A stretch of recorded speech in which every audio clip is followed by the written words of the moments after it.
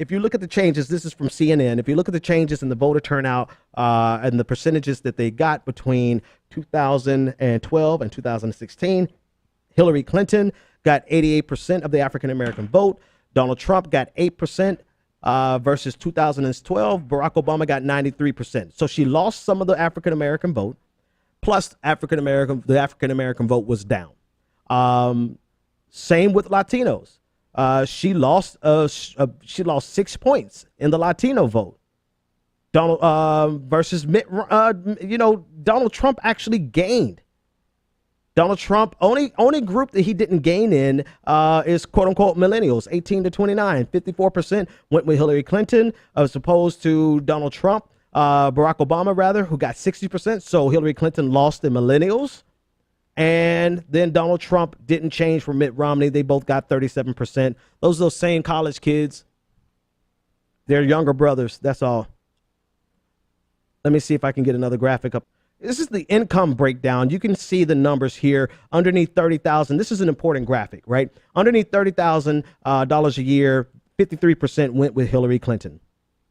Hillary Clinton got all the lower brackets. 51% of people making less than $50,000 a year. 46% of people making between $50,000 and $99,000 went with Hillary Clinton. But that's the break point, right? You see a clear break. Donald Trump got the majority or the plurality in people making over $100,000 a year, people making up to $200,000 a year, and people making up to $250,000 a year, people making $250,000 a year or more. Donald Trump got the majority, or actually, no, he got the plurality in those four categories. The only categories of income that Hillary Clinton won the majority in would be people underneath $50,000 a year and people underneath $30,000 a year. People are tweeting this out and sending this out as an example of why this is not about class, but about race, because they're saying, well, class was pretty much evenly split amongst the candidates. So the only factor really could have been race.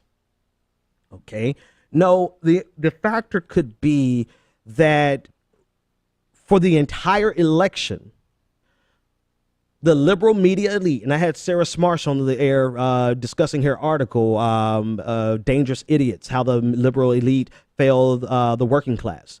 For the entire primary season, the media elite, liberal media elite, have been telling us that Donald Trump supporters are the working class white voters. Yeah, that's not what the data shows us. The data is showing us that, if anything, it's pretty much evenly split in terms of income. But what that actually means, what this means, though, they use this evenly split as a way of dismissing class, but it is a complete contradiction and repudiation of their argument that they made in the entire primary, which was the voters that are driving Donald Trump's success are poor white people.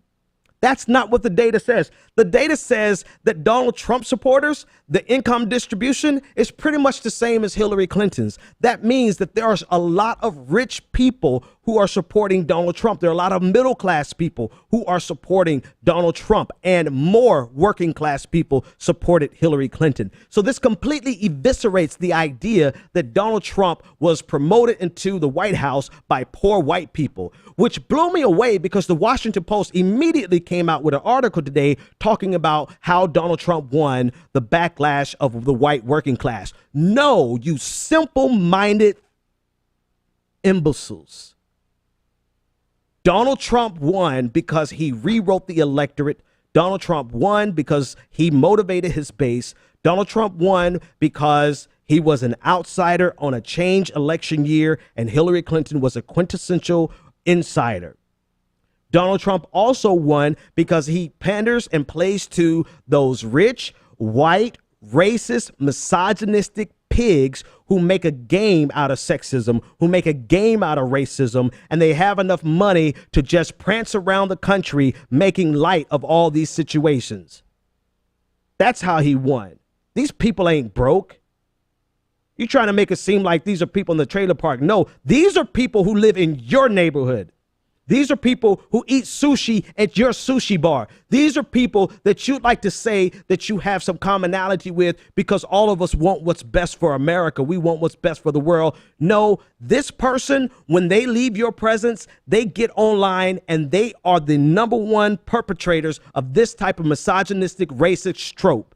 But you spent the entire primary season blaming it on the poor white people, because they are an easy scapegoat. You could talk about them because you don't really have to drive to their neighborhood, but you can't talk about the rich white people who are purveyors of this racism and perpetrators of this racism because they live right next to you.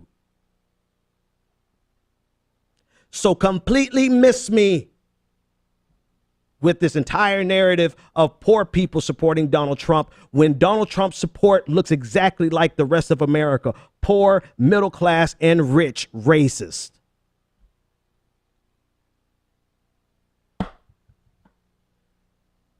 Hillary Clinton also lost. She lost in the older demographics, people 64 and older. There's no big surprise there, but this goes against the trope, right? They have to have a trope. It's somebody's fault. So let's blame the millennials. It's the millennials' fault. No, the millennials who did come out to vote voted for Hillary Clinton. So what are you saying? Oh, the rest of millennials, it's your fault because you didn't get up to vote. That's usually the indication that they don't have somebody for whom they are excited enough to go vote.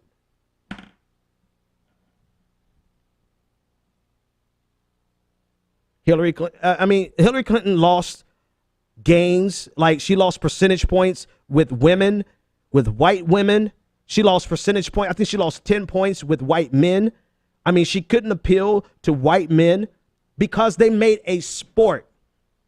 Now, yes, out of the 10 points that she lost, let me look at the numbers. I'm gonna make sure. I think it's about 10 points that she lost to white men. Out of those 10 points, I'll go ahead and cede you 8. 8 points of that 10 point were all just racist pigs anyway. Racist, misogynistic pigs. Fine, give you that. But some of those percentage points, which could have helped her because of how many white men are in America, even if she just got 2 points of that, I don't know the exact numbers, but if she got 2 points of that in the right state, it could have helped her to win. But this entire election season has been about why white men are the problem and Queen Slay Hillary is the solution. Y'all fooled yourselves. You fooled yourselves into thinking that you could, excuse my language, shit on the white America that actually voted for Barack Obama. I don't give two shits about the racist white America, Klan America, who would never vote for Barack Obama, who would never vote for anything but their hate. I don't care about them. You lost amongst demographics that previously supported Barack Obama. Meaning there are some white people that you've been shitting on all primary season that supported Barack Obama, and for whatever reason, whether it was your feces falling on their faces or whether it was the fact that they just hated Hillary Clinton more than they hated black people.